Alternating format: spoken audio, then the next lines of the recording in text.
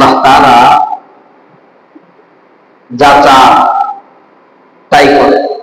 আল্লাহ তাআলা যা চান তাই করে। আমাদের করার বা করবার কোন ইচ্ছা কোন সুযোগ রাখেন। যদি আমরা এটা মনে করি যে আমরা করছি বা আমরা করতে পারছি, এটা হলো আমাদের মনে একটা ধারণা, ইমান দুর্বল থাকার কারণে, পরিপূর্ণ বিশ্বাস না থাকার কারণে এরকম কথা বলে থাকি। কিন্তু আসলে মালিক ছাড়া আমরা কিছুই করতে পারি না, এক কিঞ্চিত পরিমাণে কিছু করতে পারি। মালিক বলছে যে তুমি যদি সবই করতে পারো তাহলে আমি তোমার সাথে কিছু খেলা খেলবো, তুমি পারলে একটু আটকায় দেখাও। মালিক বলতেছে যে তুমি যদি এরকম মনে করো যে তুমি করছো, তাহলে আমি কিছু খেলা খেলবো তোমার সাথে, আমি কিছু কাজ করবো তোমার সাথে, তুমি কেমন ক্ষমতা বলে একটু আটকায় দেখাও। তখন মালিক বলছে, মানে কি খেলা আপনি খেলবেন বলে, আমি মালিক তোমাকে টম্বরে যুবক রেখে তোমার মাথার চুলগুলা কালো রেখেছিলাম। আমি মালিক চাইতেছি সময়ের ভারে, সময় শেষ হওয়ার কারণে আমি তোমার চুলগুলোকে সাদা করে দিচ্ছি। কি করে দিচ্ছি? সাদা করে দিচ্ছি। তুমি কেমন ক্ষমতাবান, কেমন শক্তি দাও, তুমি তোমার চুলগুলোকে একটু কাঁচা করে রাখো, দেখি তুমি কেমন শক্তিশালী। আমি মালিক তোমার চোখের যে পাওয়া, টকবগে চোখ, তুমি যা দেখতে সবকিছু সবুজ সবুজ হতো, লাল লাল হলুদ হলুদ হতো, তোমার চোখ থেকে পা পেয়ে যাবে এরকম কোন পোকামাছিও ছিল না। আমি মালিক তোমার চোখের এই পাওয়ারটাকে ঝাপসা করে দেবো, তুমি কেমন ক্ষমতা ধরে দেখো আগের মতো করে দেখতে পারো কিনা। মালিক বলছে যে আমি তোমাকে এই যে কথাগুলো বলছি তুমি কি বোঝো যে আমি তোমার সাথে খেলছি? বলে, আমি মালিক তোমাকে এমন নাম দান করেছিলাম, তুমি লোহার মতো শক্ত জিনিস ওই দাঁত দিয়ে কামড়ায় খাইবে। এমন একটা সময় আছে আমি মালিক তোমার দাঁত নড়বড়ে করে দিব, তুমি চাইলেও আমি তোমার দাঁত তোমার মাটিতে ঠিক রাখবো না, অটোমেটিক খুলে পড়বে। তুমি একটু হাতকে দেখাও তো আমাকে।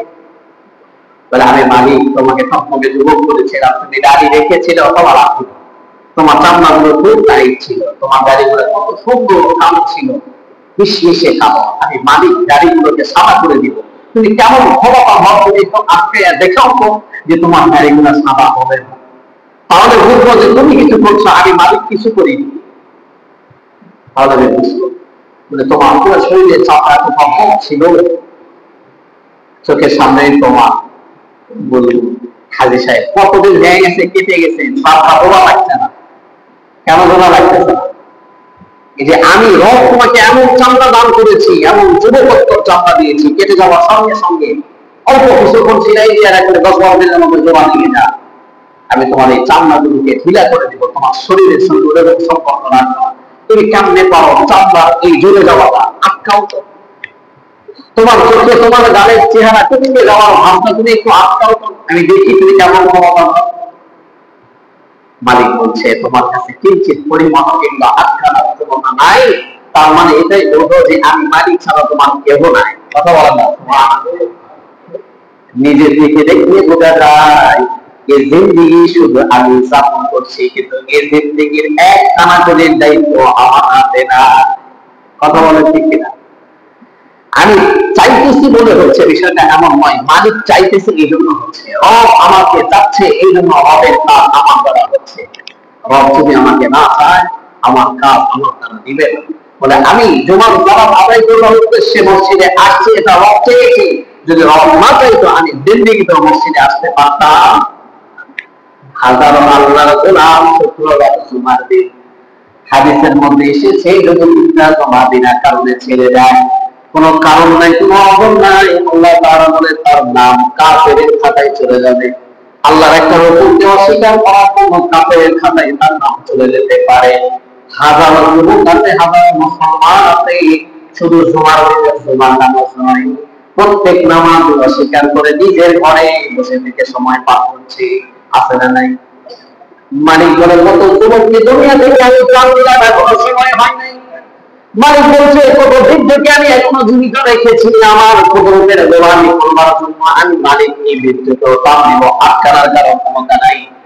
আমি মালিক কত যুবক হওয়ার আগে নাবালিক শিশুকে দুনিয়া থেকে তাপ দিয়েছি, সব কিছু আমি করি, আমি মালিক ছাড়া কারো করবার কোনো শক্তি নাই। বলে মালিকের হুকুম যদি দুনিয়ায় চলে আর মালিকের সমস্ত রাজত্ব যদি তুমি মেনে নিতে পারো তুমি কামিয়াব। আর যদি মালিকের হুকুম অনুযায়ী সব চলে আর তুমি যদি সেই মালিকের রাজত্বকে মেনে নিতে না পারো তুমি নাকামিয়াব, তুমি নাকামিয়াব। এই জন্য ভাই যা কিছু হচ্ছে কার পক্ষ থেকে বলে? আমাদের পক্ষ থেকে।